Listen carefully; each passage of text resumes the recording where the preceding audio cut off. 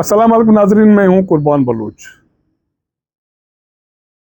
ठंडे भीगे इस्लामाबाद में मौसम तो शानदार है, लेकिन सियासी मौसम इस वक्त भी ना सिर्फ गर्म है और बड़ी हलचल मची हुई है। एक बड़ी मुलाकात चल रही है, उसके हवाले से भी जो सूरत हाल है वो आपको अपडेट करूंगा।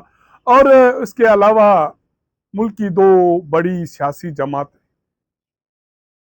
उनके लिए होम ग्राउंड में सलामती के इश्यूज हैं, क्योंकि आने वाले दिनों में मुल्क का जो सियासी सिनेरियो है, लगता है कि वो बहुत हद तक तब्दील होने जा रहा है। तो दो पोर्शन है मेरे इस विला के। एक बड़ी मुलाकात, इतलात ये है कि वज़ीर आज़म मियां शहबाज शरीफ की एक बड़ी मुलाकात चल रही है। इस मुलाकात के बाद वज़ीर आज़म मियां शहबाज शरीफ ऐवान सदर में सदर आसिफ अली जरदारी से मुलाकात करेंगे। और इसी मुलाकात की रोशनी में जो हो रही है, वज़ीर आज़म हाउस और ऐवान सदर जिस तरह मुतहरिक हैं, उसी की रोशनी में एक बड़ा या कुछ बड़े फैसले मुतवक्किल हैं, क्योंकि आने वाले दिनों में सेनेट के इंतखाबात होने जा रहे हैं।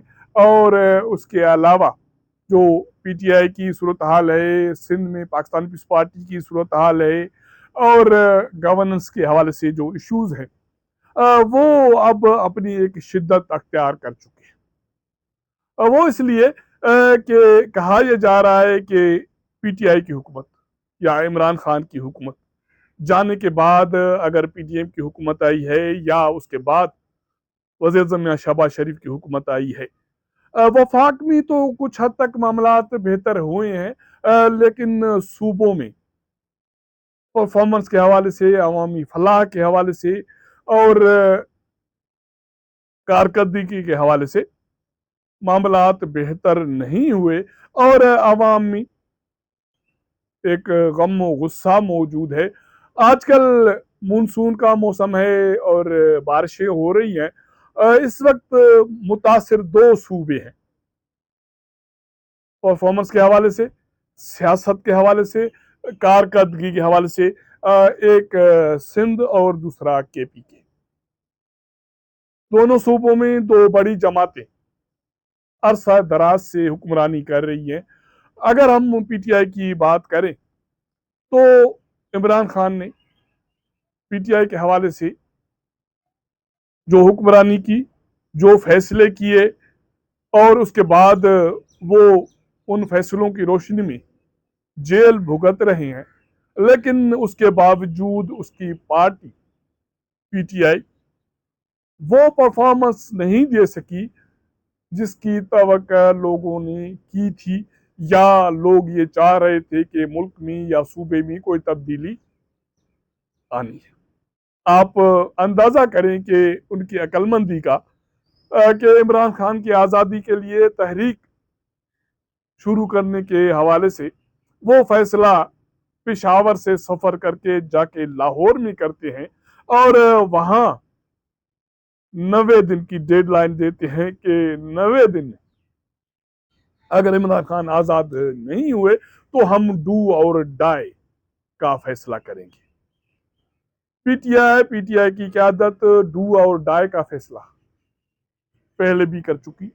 जब इमरान खान की हुकूमत वफाक में ख़त्म हुई और इमरान खान ने, उसकी क़यादत में जो सियासी ब्लेंडर्स किए, उसके नताज ये हैं कि अब इमरान खान जेल में हैं और बाकी कुछ रहनुमा भी जेल में हैं, और बाकी पार्टी की क़यादत जो बाहर बैठी है वो परफॉर्म करने से कासिर है, फैसला करने से कासिर है, क्योंकि उनका सियासत से कोई लेना देना नहीं है। आपको याद होगा कि जब इमरान खान के खिलाफ आदम एतमाद की तहरीक कामयाब हुई, तो इमरान खान ने कौमी असम्बली, पंजाब असम्बली, केपी के असम्बली से मुस्तफ़ी होने का फैसला किया। कुछ लोगों ने रोका, लेकिन इमरान खान का ये कहना था कि जो मेरे साथ खड़ा है वो खड़ा रहे, अगर जो नहीं खड़ा होना चाहता वो चला जाए। अब अली अमीन गंडापुर ने पार्टी के दोनों हाथ दोनों पांव बांध कर कुएं में फेंक दिया कि 90 दिन, अब 90 दिन के बाद पार्टी जो फैसला करेगी, मैं समझता हूं कि वो फैसला माजी के फैसलों से मुख्तलिफ नहीं है। केपी के सूबा अभी तक इंतहाई खस्ता हाल है। अब तो यो सर्वे आ रहे हैं, उसके मुताबिक केपी के में पंजाब की वजीर आला मरियम नवाज के चर्चे चल रहे हैं कि वो परफॉर्मेंस के हवाले से बेहतर काम कर रही है। मैं समझता हूं कि मुल्क भर में चारों सूबों में इस वक्त बगैर किसी लगी लिपटी आदमी ये कह सकता है कि मरियम नवाज जो फैसले कर रही है, हर रोज कोई नया प्रोजेक्ट लॉन्च कर रही है, उसके असरात आने वाले दिनों में पंजाब की तरक्की पर, अवामी पजीराई पर बहुत मुस्बत पड़ेंगे। ना सिर्फ पंजाब में, मैं समझता हूं कि आने वाले दिनों में अगर मरियम नवाज की ये परफॉर्मेंस रही और केपी के में पीटीआई की कारकर्दगी जो इंतहाई खराब है, तो वहां एक मतवा फिर नून लीग का कब्जा होगा और पीटीआई बिल्कुल फारिग हो जाएगी और इमरान खान जेल भी भुगतेंगे और पार्टी का सफाया होगा। सिंध पर पिछले 17 सालों से हुक्मरानी करने वाली पाकिस्तान पीपल्स पार्टी की सूरत हाल भी पीटीआई से मुख्तलिफ नहीं होगी। अब पीटीआई को खतरात नून लीग से हैं, मरियम नवाज से हैं, क्योंकि माजी में भी नून लीग केपी के में हुक्मरानी करती रही, उसके अभी भी फुटप्रिंट्स वहां मौजूद हैं। लेकिन अब सवाल ये होगा कि सिंध में पाकिस्तान पीपल्स पार्टी को खतरात क्या है।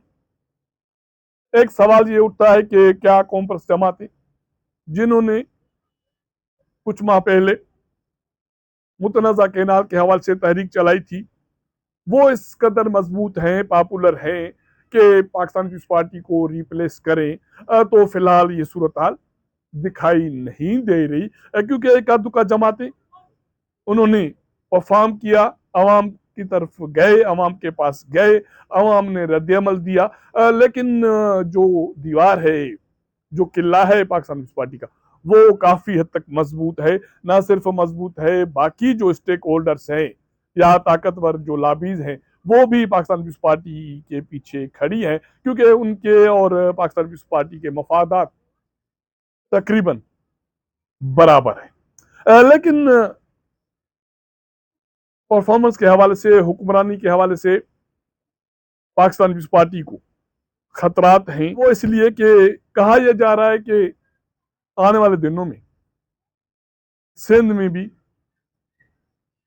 एक नई जमात वजूद में आ रही है, जिसका ऐलान शहीद जुल्फकार अली भुट्टो के पोते जुल्फकार जूनियर ने किया और वो कह रहे हैं कि वो सियासी जमात बनाएंगे और फातिमा भुट्टो वापस आएगी और वो पाकिस्तान में सियासत करेंगे।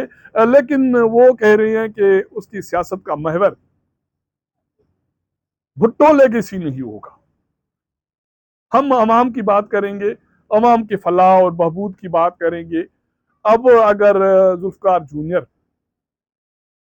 पाकिस्तान में नई सियासी जमात बनाते हैं, फातिमा भुट्टो भी वापस आ जाती है, तो बहुत सारे सियासी रहनुमा पाकिस्तान भर में जिनका ताल्लुक माजी में भुट्टो लेगेसी से था या अगर नहीं भी था, तो वो समझते हैं कि कोई ऐसी सियासी जमात लॉन्च होने की जरूरत है जिसमें वो शरीक हों, एक छतरी मिले। तो अगर ये हो जाता है और शहीद जुल्फकार अली भुट्टो के पोते जो भुट्टो खानदान की सियासत के असली वारिस हैं, वो बाज़ाब्ता तौर पर संजीदगी से पाकिस्तान में सियासत करते हैं, अवाम की बात करते हैं और सिंध के किसी कोने में खड़ा होकर सिंधी में तकरीर करते हैं, तो फिर शहीद जुल्फकार अली भुट्टो के नवासे बिलावल के लिए इंतहाई खतरात पैदा होंगे, जिसको 2015 से लेकर अभी तक सियासत में आने के बावजूद, सिंध में 17 साल हुक्मरानी के बावजूद उसे अभी भी अपनी माँ बोली सिंधी नहीं आती। न सिर्फ सिंधी नहीं आती, वो सिंध में हुक्मरानी और परफॉर्मेंस के हवाले से भी उसकी जमात इंतहाई खतरात और खदशात का शिकार है। तो ये कहा जा सकता है कि होम ग्राउंड में ना सिर्फ उसे खतरात लाहक हैं, उसके जो सियासी सफाया होने की भी बातें हो रही हैं। और ये आने वाले दिनों में जो नई सूरत हाल बन रही है, जिसमें अगर मरियम की परफॉर्मेंस की बात होगी, क्राइटेरिया परफॉर्मेंस होगा और पंजाब में बेहतरी होगी, डेवलपमेंट होगी और अमन अमान होगा, तो फिर सिंध के हवाले से भी सवालात उठेंगे।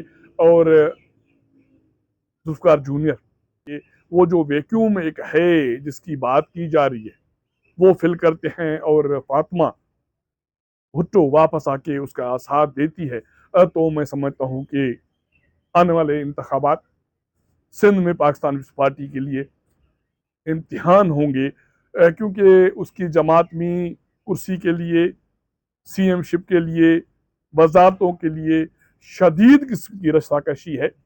और इतलात ये हैं कि इसके हवाले से बाप और बेटे में कशीदगी की सूरत हाल है। और सिंध में मुराद अली शाह के बजाय एक डिफेक्टो वजीर आला रूल कर रहे हैं। उनके फैसले, उनके ऐलान फाइनल की हैसियत रखते हैं। तो पीटीआई और पाकिस्तान पीपल्स पार्टी परफॉर्मेंस के हवाले से अपने होम ग्राउंड में खतरात और खदशात का शिकार हैं, जिसके असरात आने वाले दिनों में आपको मरकज़ में सियासत के हवाले से देखने में आएंगे। और सूबों में अगर ज़मीनी इंतखाबात होते हैं या आने वाले इंतखाबात होते हैं, सिंध में जुल्फकार जूनियर की सरबराही में या फातिमा भुट्टो की सरबराही में कोई सियासी जमात बन जाती है, तो वो यकीनी तौर पर जो सिंध में बाकी कॉम्प्रेस जमातें हैं उनके साथ इल्हाक भी करेंगे और मिलकर अगर इंतखाबात लड़ेंगे, तो फिर जुल्फकार भुट्टो के पोते के मुकाबले में बिलावल भुट्टो जरदारी कहाँ खड़े होंगे। अगर मेरा ये व्लॉग आपको पसंद आए तो अपने दोस्तों के साथ ज़रूर शेयर कीजिएगा, अपना फीडबैक दीजिएगा। आपके साथ मुलाकात करेंगे अगले प्रोग्राम में, तब तक इजाज़त दीजिएगा। अल्लाह हाफ़िज़।